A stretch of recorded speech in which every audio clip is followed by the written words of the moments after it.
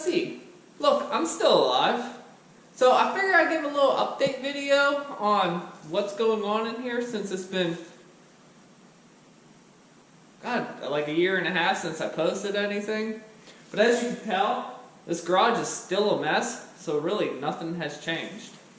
Well, here is the Craftsman, the beater, the green machine. Yes, it is still broken from the 2020 Top Tractor Challenge.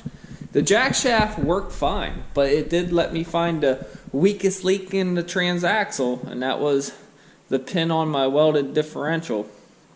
It let loose.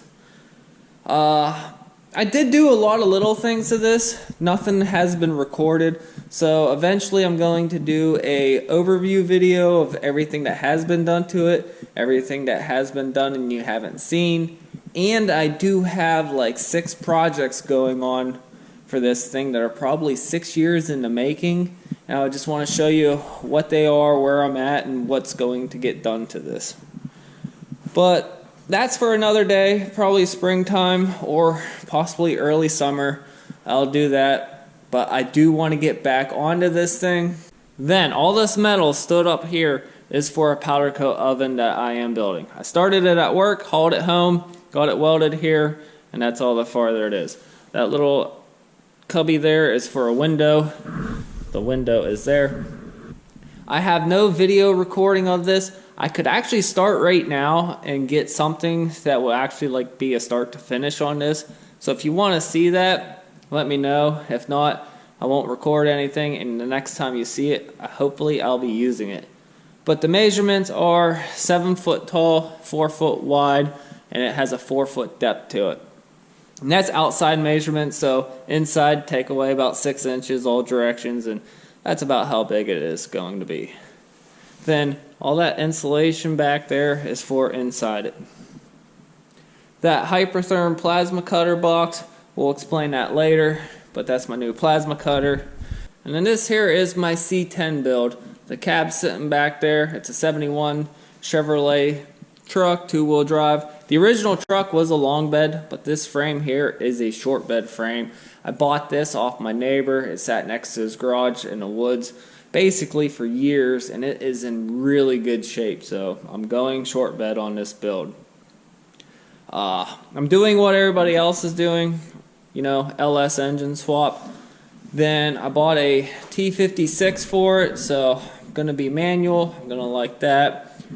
I went ahead, so far I got the frame boxed. It starts about 16 inches in.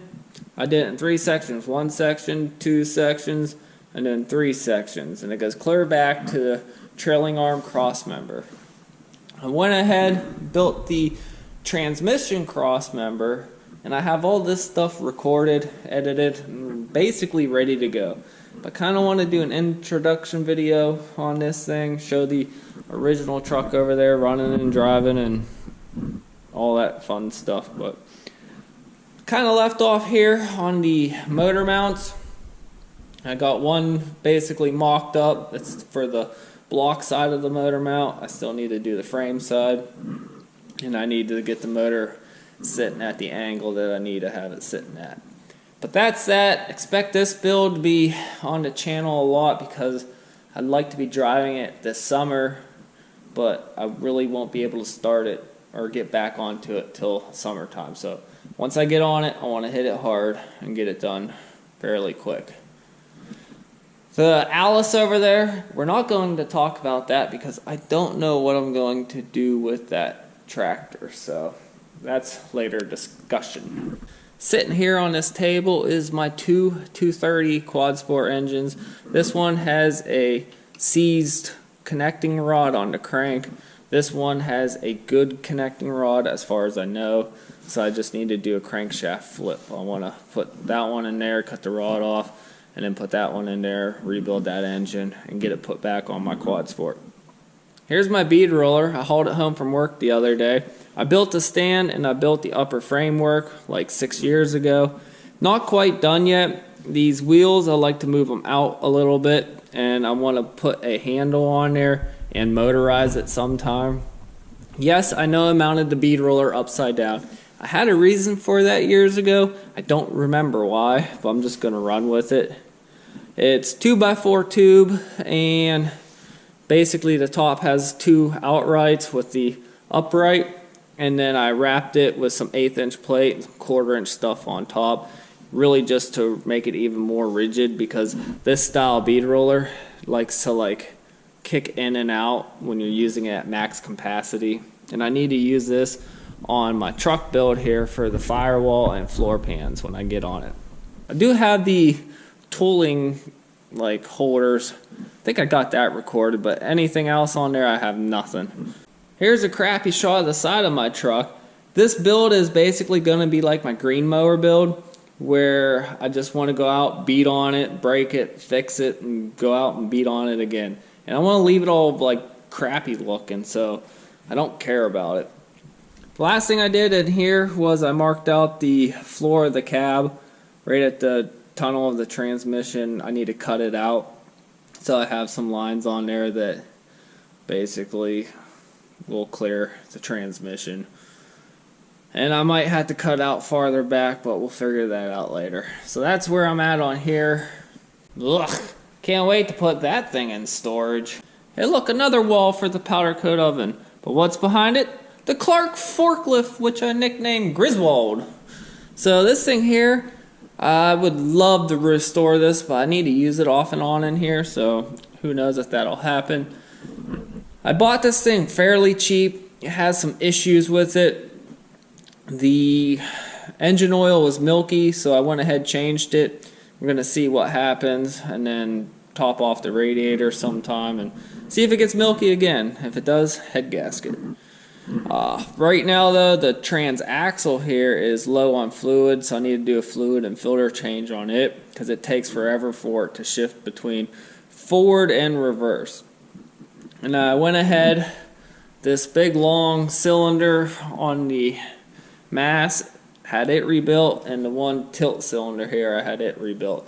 They had a lot of excessive wear on there, but the guy that rebuilt them said it should last quite a while, so I got rid of all the leaks right now. I like to get the other ones rebuilt, but like I said, I just need to use this thing off and on, and I need to focus on transaxle now. But maybe one year I'll blast it and paint it, make it look all good. I did put a different seat on there.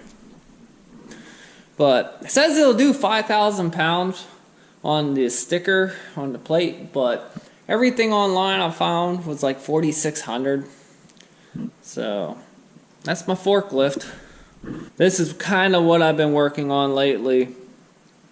I started this thing like 7 years ago or so. That black framework is 2x2 tube. There's some 1x2 tube in there too. It is a downdraft table. I know it looks like a barbecue grill, but it is not. It's for grinding and plasma cutting on top of. And once there's a furnace blower down in there, once you have that turned on, it'll suck all the smoke and fumes and dust down in there and filter it out. I built that backsplash for it. There's a light up on there. All the gray metal is like 14 gauge on the lower section. It was all sheet metal that I bent and made it fit inside the cabinet. The top gray metal is 11 gauge. All these slots on here are removable. Yeah, everything's angled, so when you're grinding, all the dust will fall down, all the debris falls down. I can put my chop saw on here, and it'll just collect all the garbage. This thing is basically done. Let me go ahead and open the doors for you. I gotta figure out latches and handles, but there is the furnace blower behind that, what I call a birdhouse. You can see the furnace filters on the side for filtration. Then also back here I have a spot for our third filter. But that is my downdraft table. Hey look, my fork extensions. Yes, I do have a video on these. I built these because 42-inch forks just don't cut it around here. Sitting in front of the forklift is a big crate and rest of the metal for my powder coat oven. The big crate is a Langmuir Crossfire XR plasma table, a CNC plasma table that is. This thing here is going to speed up all my projects once I get it going. And maybe start a side business. The Crossfire XR is a 4-foot by 8-foot plasma table. I probably will not have this thing uncrated or even operational until mid to late summer, so don't expect those videos anytime soon. You also might see some videos on the tire machine. I built the cart for it. Don't know if you can see the cart that well, but it turned out really nice. I also got the balancer. I bought this as a kit. The balancer is buried way back in there, still in the crate. Once it's uncrated, I'll build a cart for it. I might film that. But that's about it here.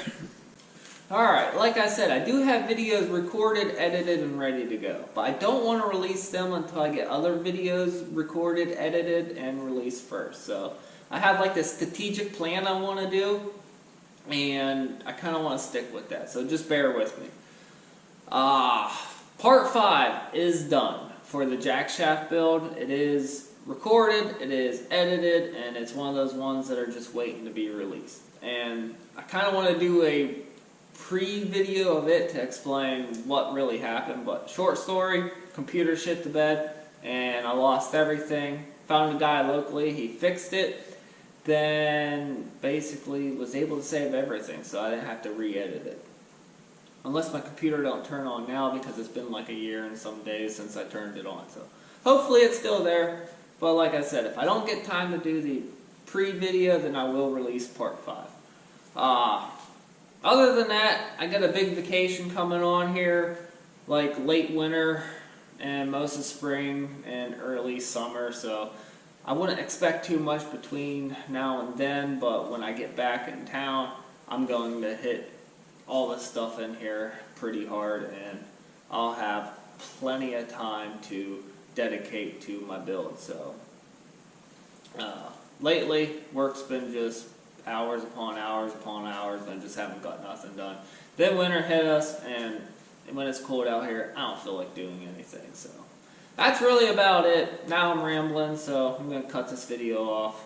I want to thank you guys for watching, and have a good one.